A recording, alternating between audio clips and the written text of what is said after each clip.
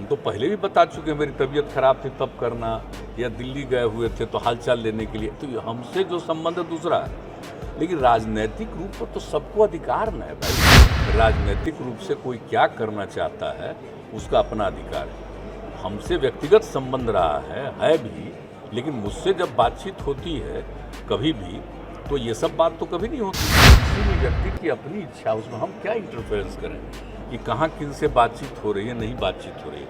हाँ, हमसे फिर अगर बातचीत होगी तो हालचाल पूछ लेंगे। प्रशांत किशोर और कांग्रेस के अध्यक्ष और साथ ही कांग्रेस के कई बड़े नेताओं की मुलाकात को लेकर जब खबरें देश में फैली तो ये चर्चा होने लगी कि प्रशांत किशोर क्या फिर से नई रणनीति के साथ देश की राजनीति में आएंगे। क्या कांग्रेस, राहुल गांधी, सोनिया गांधी और कांग्रेस के तमाम बड़े नेताओं के साथ बड़ी डील हो रही है।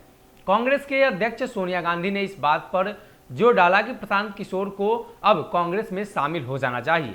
प्रशांत किशोर पहुंचे थे सोनिया गांधी के पास एक योजना लेकर, एक प्लान लेकर, कैसे प्रधानमंत्री मोदी को डिफीट किया जाए। इसी बीच प्रधानमंत्री मोदी और तमाम चर्चा हो ही रही थी कि मुख्यमंत्री नीतीश कुमार भी दिल्ली गए हुए थे।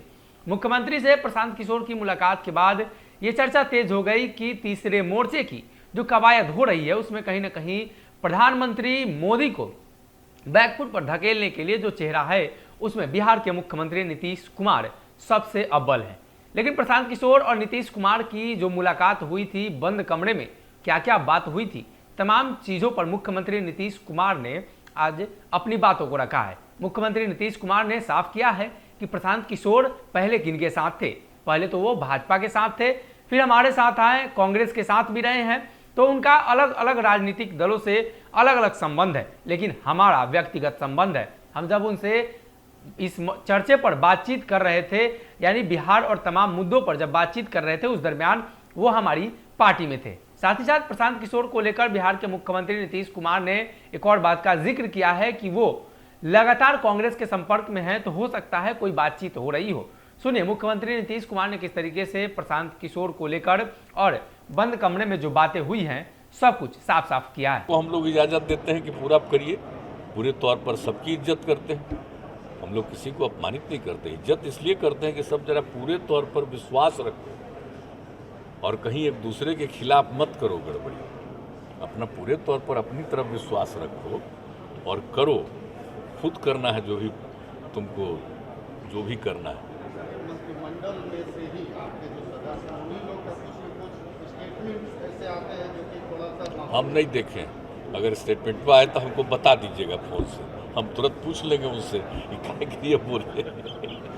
हमारे पास तो कहीं कुछ होता है तो तत्काल पूछ लेते हैं, इसलिए ऐसा कुछ नहीं है। कोई भूल से कोई चीज़ बोल दिया हो तो बात अलग है, लेकिन हम लोग तो अलर्ट रखते हैं कि भाई सब चीज़ में नहीं कुछ इंटरफेयर। प्रशांत किशोर आपकी पार्टी में इम्पोर्टेंट पोजीशन पर है, कई पार्टियों के लिए काम किया। आप कांग्रेस के लिए जिम्मेवारी संभाल रहे हैं कि कांग्रेस का किस्मत 2024 में बदल जाए।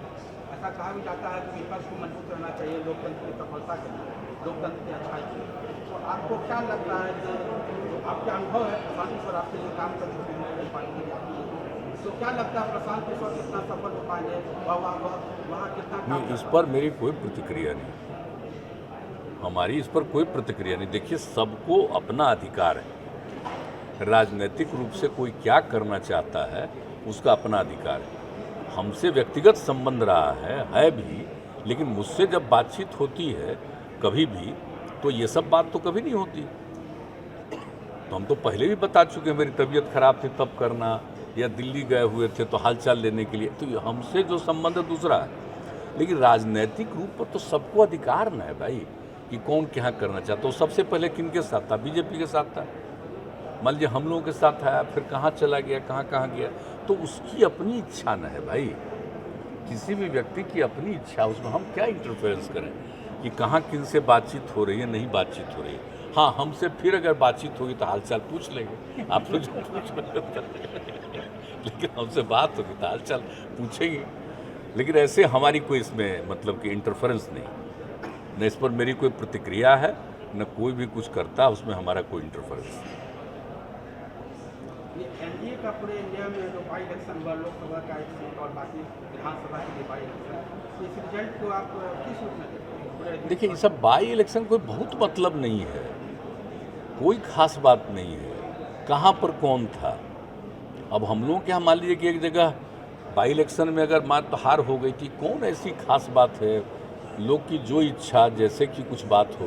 अगर ये वीडियो पसंद आई और वह बिहार के राजनीति और बिहारियत से सरोकार रखेनी तो सब्सक्राइब बटन दबा के चैनल के सब्सक्राइब कर ली। ओजे एगो घंटी बा, ओकरा बटन दबा देला से कुल सटीक और मारक खबर रुआ मुफ्त में मिल जाई।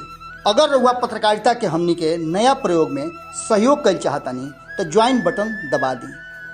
पेटीएम नंबर नोट कर ली 9386816700। धन्यवाद।